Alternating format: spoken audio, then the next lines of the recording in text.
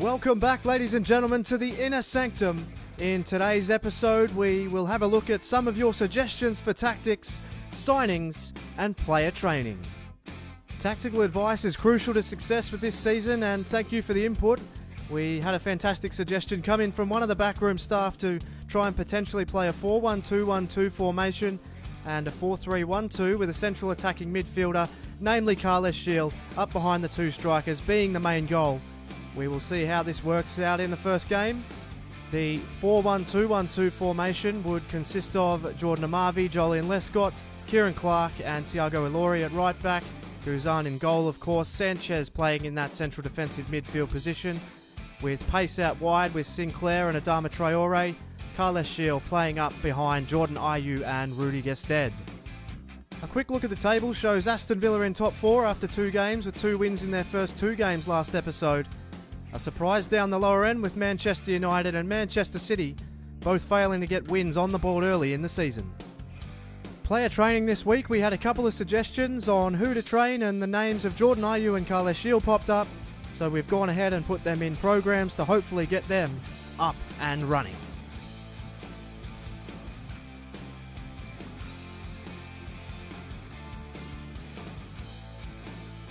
So that's going to do it today for the Inner Sanctum. Still to come in this episode, a trip to Selhurst Park to take on Crystal Palace. And we host Sunderland at Villa Park to finish off the episode. So if you've enjoyed this episode so far, be sure to drop a like, subscribe if you're new, and stay tuned to Murph's YT13 for much more Rise of the Holte End. And let's head over to the action right now at Selhurst Park. Welcome, ladies and gentlemen. It's match day 3 in the Barclays Premier League. It's Crystal Palace hosting fast-starting Aston Villa from Selhurst Park.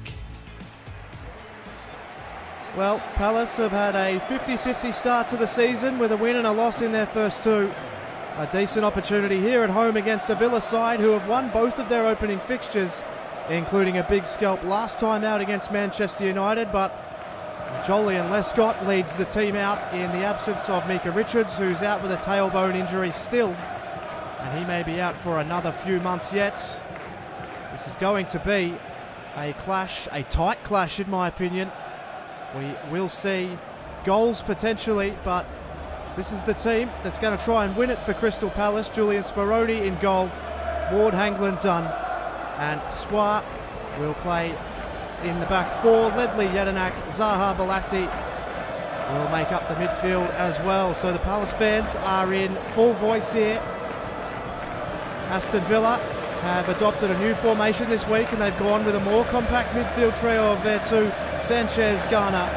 Gil will play up behind the front pairing of Scott Sinclair and Rudy Gestede. So it's all to play for here today. A crucial 3 points on the line. Villa going for 3 in a row, somewhat surprisingly, according to many. And Crystal Palace, they're about where everybody expected them to be. Mark Clattenburg will be the match official. They're always a very, very vocal bunch here at Selhurst Park. Some of the loudest fans in world football. And today, you would assume, would be no different. I'd be expecting a fairly tight and tense clash of 2 teams with talent across the board and some flair to match as well. And Scott Sinclair's in. He lobs the ball in towards Gestede. And it's off the head of Dan, I think, in the end. So good defence there from Scott Dan, but a warning shot definitely fired by Villa in the opening minutes. Into a turnover. Ball's off the head of Lescott here.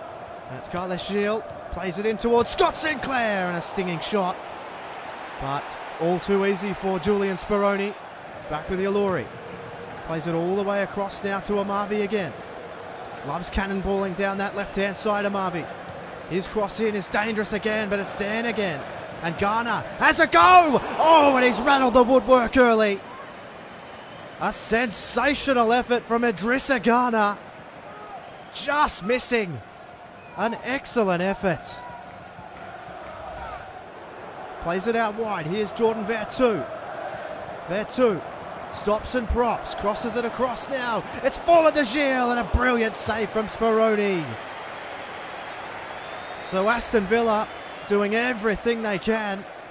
And Gil with a difficult chance over his shoulder. Perhaps should have done better. Now Ward. Now Zaha. Plays back to Ward. Ward can get to the byline. He's got the defence in raptures here. It's still Joe Ward! And I think that's come off the bar. Balassi wanted it himself, but Ward went himself and very nearly scored. It's deflected off Guzan and onto the bar and out for a corner.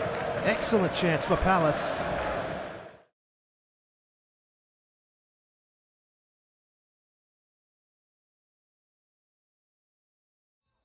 And we're back for the second half here at Selhurst Park. Surprising there's been no goals so far. There has been excellent chances for both teams now. Plays it in towards Gested, who can hold it up here. Plays it out now. Here is Ilori. And Thiago Ilori. And it's hit by Gilles, and he puts it wide. Another huge chance for Villa. And Gilles, no excuses there. It's a narrow miss, but an unbelievable chance for Villa. And now with Garner. Garner can put through Gested here, who's made another excellent run here, Rudy Gested. Gested runs all the way to the byline and chested down by Joel Ward to Speroni. And yet again the defence holds up. Gested plays it in. It's with Garner. He's gone all the way through and then sprayed it wide. And Idrissa Garner scuffs what was another excellent chance as we have a look at the next time we meet. Aston Villa take on Sunderland at Villa Park. And that will pave the way for Aston Villa to make a substitution. Jordan Ayew to replace Scott Sinclair. A really good ball, and now Yannick Balassi. His cross, it's really dangerous, but Shamak doesn't get anything on it. And it's straight to Guzan. Lobbed up into the air. Ayew won it down. Gested. Gilles. Good run here from Gilles. Somehow gets through his man. And Gilles brought down in the box. And it'll be a definite penalty. And that could be the breakthrough for Villa. He's had such a good day, Scott Dan. And it's come undone with about 9 minutes to go on the clock. Speroni's protesting as well. There should be no protesting. It's lucky not to be red. Scott Dan couldn't catch Gilles, and he definitely dragged him down in the box. And this is a huge chance now for Villa to take what would be an excellent 3 points as Fraser Campbell replaces Connor Wickham. It's with Jordan Ayew, and an excellent goal. And with one of his first touches on the game, Jordan Ayew has maybe handed Villa their 9th point of the season and their 3rd win in 3 games. You have to say, it's fairly well deserved. Ayew makes no mistake. Speroni guesses the right way. But ultimately over the top of him, a beautiful penalty. And Jordan Ayew gets his 2nd goal for Aston Villa in 2 games. This time from the penalty spot. Aston Villa 1, Crystal Palace 0. Can they get something late here? But it's in the arms of Brad Guzan. And that will do it at Selhurst Park. Aston Villa have won 3 in a row. They've picked off Man United last week, Bournemouth on day 1, and they've come to Selhurst Park today and taken all 3 points in a tight, tough encounter, which they dominated for the most part. They had so many chances on goal, but it was Jordan Ayew's penalty that was granted from a tackle from Scott Dan to Carles Gilles. And disappointment written all over the face of Crystal Palace players and supporters. They nearly hung in, but they couldn't get there, and ultimately, at full time, it's Crystal Palace 0, Aston Villa 1.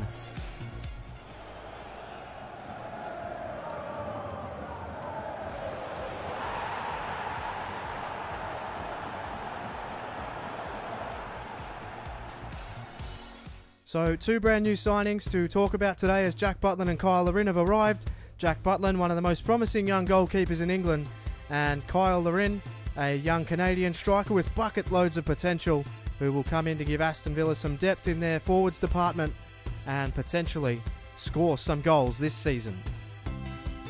What's going on, guys? Murph's YT13 here, and just a little quick note on this game. It gets better in the second half, but the game volume was down. It's a cock-up. It's my fault. I'm really sorry. All of that stuff. My commentary is up, so you can hear my commentary, but there was no stadium sound or anything like that. So you can listen to the sultry sounds of a little bit of elevator music. So we live and we learn, we move on, and I hope it doesn't ruin the experience for anyone. But enjoy the game. It's a bit of a cracker, so enjoy it. Welcome, ladies and gentlemen. It's match day 4 in the Barclays Premier League. Undefeated Aston Villa hosts Sunderland from Villa Park. Aston Villa have had quite an astonishing start to the season, accumulating all 9 of a possible 9 points from the first 3 games of the season. Sunderland present an interesting obstacle for Villa. When playing their best, they are very dangerous, but they are a side that Villa have had tremendous success over in the past. There you see Brad Guzan, whose position is undoubtedly under threat. Jack Butland does not start this game, but he has signed with Aston Villa just in the days before this contest. Sunderland haven't had the greatest record against Aston Villa. It's been a difficult time for them here at Villa Park. They've been exploited in defence numerous times here, but this could be a different story today. They have renewed vigour at the start of the season as we look at the Aston Villa team. And they've come in with a wide attacking formation today, no doubt to try and exploit the defence of a shaky Sunderland team. Adama Traore starts with Sinclair in those wide positions. Gested and Ayew will start up front for Sunderland. It'll be Stephen Fletcher leading the line by himself with Bridcut just behind him. Lenz and Johnson in the wide positions. Catamol and Rodwell anchoring the midfield. Van Aanholt, Kabul, Brown, Yedlin will make up the back 4. So there you see Brad Guzan. There's been a lot of scrutiny on him. Everybody understands that Jack Butland is one of the premier goalkeepers in England. And the young man has signed for Aston Villa. Here we see Greg Pawson. He'll be your match official. And we're about to get underway in a rainy Birmingham. See, they've come to play here already, and Fletcher just might be in here. Stephen Fletcher running in. Double backs, waits for some support. It's hit by Rodwell, and it's off the bar. And that's an unlucky escape for Villa early. As Lenz now, he attacks. It's Rodwell. It's definitely game on early here. Bridcut's shot wide. And Villa barely able to catch their breath after running out onto the ground. And there's 2 excellent opportunities for Sunderland. Plays it on the inside. Lenz got it to Bridcut. Bridcut lent on by Clark, but he couldn't get it away. Bridcut's shot over the top, and Sunderland have really started like a house on fire here. One down by Sanchez. Well done, Gested. Out wide, he's got options. He's got Sanchez. Sanchez then plays it on to Sinclair. It's a brilliant ball, and it's Rudy Gested. What a start to his life at Villa. He's almost unstoppable in the air. And Sunderland have gone 1 down when they should have been 1 up. Good byplay from Villa. Good ball from Sanchez. Brilliant cross from Sinclair. And Rudy Gested does the rest. Leaps above Van Aanholt. And makes absolutely no mistake top corner. Picture perfect goal for Rudy Gested. Aston Villa 1, Sunderland 0. So it'll be Adam Johnson to bring this in. It's not a bad ball at all. And Ilori got up there. Did well. Good ball from Gilles. And now Adama Traore. He's got the speed. He's absolutely away here, Traore. And Adama Traore puts it around. That's a brilliant ball as well. Sinclair. It's towards Ayew, but Pantamillion claims. Good run from Villa.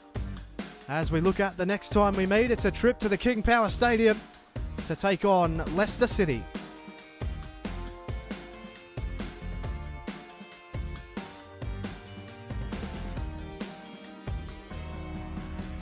And we're back for the second half here at Villa Park.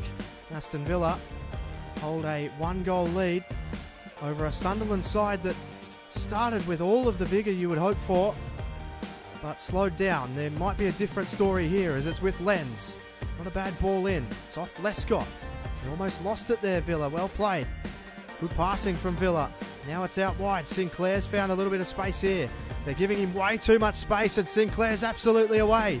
Took a touch. Now he's going to try and get on the inside. Sinclair's cross. It's towards Gestad. And that's the way they play. A good effort. And Gestad just couldn't get it down to nod it into goal. They're not going to win much in the air with Barini down there. Now here's Amavi. And Amavi got a touch. Beautiful play here. Jordan Amavi still running. Still with Jordan Amavi. They haven't closed him down. Great tackle. But Amavi kept his feet. Looked up towards Gestad.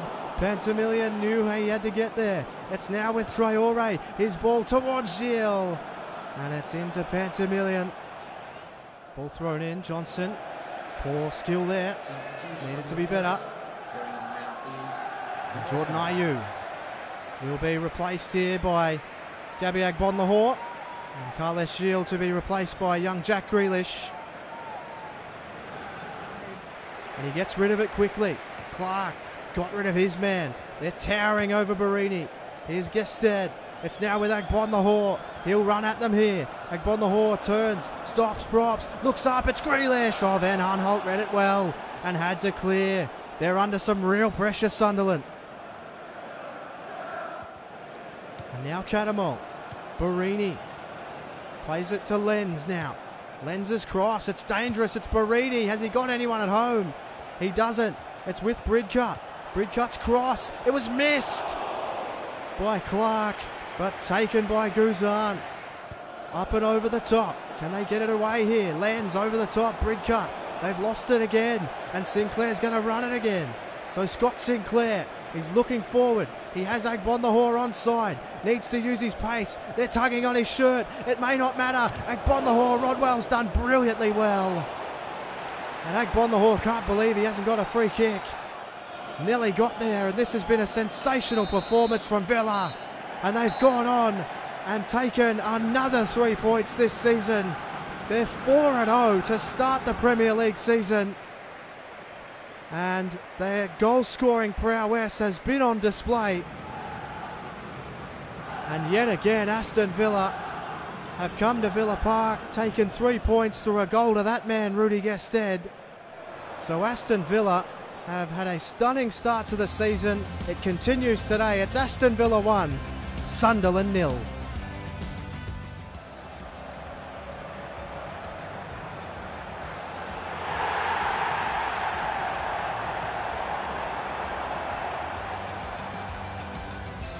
What's going on, guys? Murphs YT13 here. Thank you so much for watching. I really apologise for the audio issues. I didn't realise I had the game audio muted, basically, but the commentary's still there, and it'll be all better next week. You live and you learn. So I hope you guys have enjoyed this episode. One thing I wanted to just sneak in towards the end here, I'll put it down in the comments as well. I want to get everybody's thoughts on potential deadline day signings. We've got, obviously we've got 2 new guys in Larin and Butland. So that'll give us a little bit extra depth. I think we're pretty good in midfield. Maybe a right back, I'm not sure. Up to you guys. But we have, you can see there, we've got 20.7 million and, 59,000. But we can easily, adjust that slider to get new wage budgets and things like that. Also, I'm tempted to buy a scout, but I don't really want to do it without you guys' contribution. So should we buy some used stuff, hire a scout? As you can see here, I mean, they're pretty cheap. He's a unbelievable scout, so I'll leave it up to you guys. Alex Brophy, do you want him on board? I'm pretty sure he'll be there in the next episode. We'll leave it up to you guys though. Do you guys want to sign a scout? 2.8 million, it's pittance, and they can find some good players. So let me know in the comments below what you guys think. And as always, for Murphs YT13, thanks very much for watching, and I'll catch you on the next one.